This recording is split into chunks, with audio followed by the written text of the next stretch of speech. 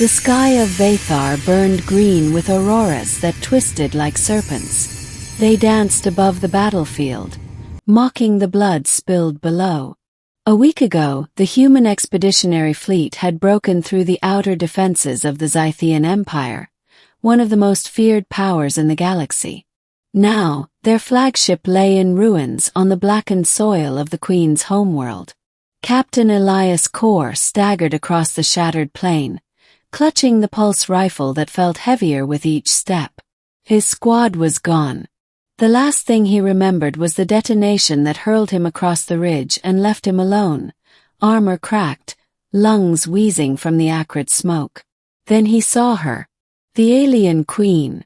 She was taller than any human, her exoskeleton gleaming like obsidian beneath the shifting auroras.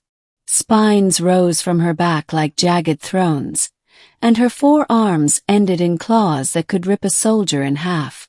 Her eyes glowed amber, neither fully insectoid nor mammalian, something in between, something ancient. Her guard had been slaughtered in the fighting. Only she remained, towering over Elias like a god carved from nightmare. The Queen's mandibles clicked as her voice entered his mind, bypassing sound. Human. Your kind brings only fire and steel. Your courage means nothing here. Stand if you wish and meet death with honor. Elias raised his weapon. His hands trembled not from fear, though there was plenty of that, but from exhaustion. He knew he couldn't win. Not against her. Not alone. His orders were clear. Eliminate or capture the Queen.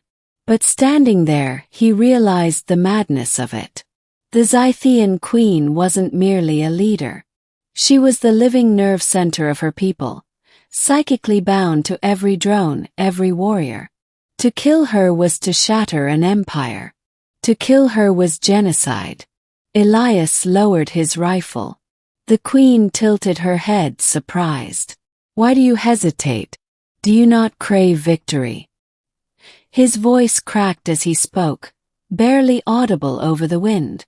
What's the point of victory if the price is the extinction of an entire species? The Queen's eyes narrowed. She stepped closer, each movement fluid yet weighted with menace. Your people invaded my worlds. You have slaughtered my kin across the stars.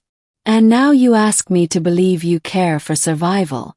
I don't ask you to believe me, Elias said, lowering himself to one knee. His body screamed with pain, but he held her gaze. I just ask you to hear me out. The beginning of words. The Queen could have ended him then, a flick of her claw through his throat. Instead she waited. Perhaps curiosity restrained her. Perhaps some fragment of instinct told her there was more strength in this moment than in bloodshed. Elias drew a ragged breath. When I was a boy, I wanted to be a farmer. I didn't dream of wars. I didn't dream of killing. But the war came anyway, and we were told the Zytheans couldn't be reasoned with. That you only understood domination. Her psychic voice sharpened. Your leaders were not wrong. He shook his head. No. They only saw what they wanted to see. They never tried talking to you, not really. Maybe we never gave you a reason to talk. But I see something else in your eyes. Something your soldiers don't see when they fight. I see someone who carries the weight of an entire people. Not a monster. A queen. The Queen's mandibles flexed. For a moment, Elias felt a ripple through his mind, as if a storm had brushed against him. Then came her voice again, slower this time. You think words can move me more than strength? Elias forced a weary smile. Strength may win battles.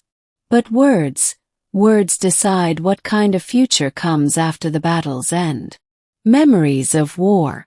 The Queen circled him, her claws trailing sparks across the rocks. Her presence pressed against his mind, searching for weakness. Images surged. His memories wrenched to the surface. She saw him at 16, watching his older brother conscripted into the Terran fleet. She saw the telegram years later, killed in action. She saw the hollow look in his mother's eyes. Then she saw Elias himself, a soldier in training, screaming his brother's name with every strike on the practice field. Rage, grief, duty. The Queen pulled back, studying him. You are marked by loss. Like me. Her own memories bled into him. A vision of her brood hatching under the violet suns of Vathar. Thousands of children, each psychically tethered to her heartbeat. She felt their joy, their hunger, their fear. And then war. Explosions ripping through hives, her children's screams echoing in her skull until silence fell. Elias staggered under the flood of her grief. Tears burned his eyes. For a moment, there were no human or Zythean, no enemy or soldier. Just two beings bound by loss. Maybe, Elias whispered, that's why we should stop. Haven't we both lost enough? Test of truth. The Queen's claws hovered inches from his throat. Her psychic voice thrummed like thunder. If I spare you, will your kind stop their crusade? I don't know, Elias admitted. I can't promise for them. But I can promise for myself. And maybe if we show them another way, if the first step is taken, others will follow. Eve, she hissed. Maybe. But sometimes hope is the only weapon left. Silence stretched. The auroras crackled above, painting her exoskeleton in shades of emerald and violet.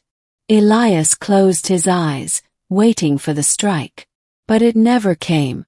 The Queen lowered her claws. Her mandibles clicked softly, almost like the chime of bells. You are either a fool or the bravest warrior I have ever met. Few stand unarmed before me and live. He opened his eyes. Then let me be the first fool to build something better. Fragile accord. The days that followed blurred together. Instead of killing him, the Queen held Elias prisoner within the great hive spire at the heart of her ruined city. But it was no ordinary imprisonment. She spoke with him, tested him, argued with him. They debated history. She explained how the Zytheans once thrived as explorers, only to become warriors when other species encroached on their colonies. He countered with stories of human empires that fell when they mistook fear for strength. At times her temper flared. She accused him of manipulation, of trying to weaken her resolve. Other times she listened in silence, her amber eyes unreadable. One evening beneath the green auroras, Elias told her of Earth's oceans, the rolling blue waves, the smell of salt, the endless horizon. She had never seen an ocean. Her world was carved with canyons and crystalline deserts, but no seas. For the first time, he saw something like longing in her gaze. You speak of beauty, she said, as though it matters in war. It matters more than war, Elias replied. Because beauty is what makes war worth ending. The turning point. The human fleet regrouped in orbit, preparing to bombard the hive spire and finish what Elias could not. He knew time was short. The Queen sensed it too. Your kind comes to burn my world. Tell me, Captain, do you still believe words can stop what is coming? Elias swallowed hard. I don't just believe it. Have to. Because if I don't, then I'm no different than the generals who sent me here. She studied him for a long time, her psychic presence heavy. Then she made her choice. The ending of war. When the human fleet unleashed their first volley, a wave of psychic force erupted from the hive spire. Every missile, every strike, detonated harmlessly in the upper atmosphere. The fleet panicked, thinking it a new weapon.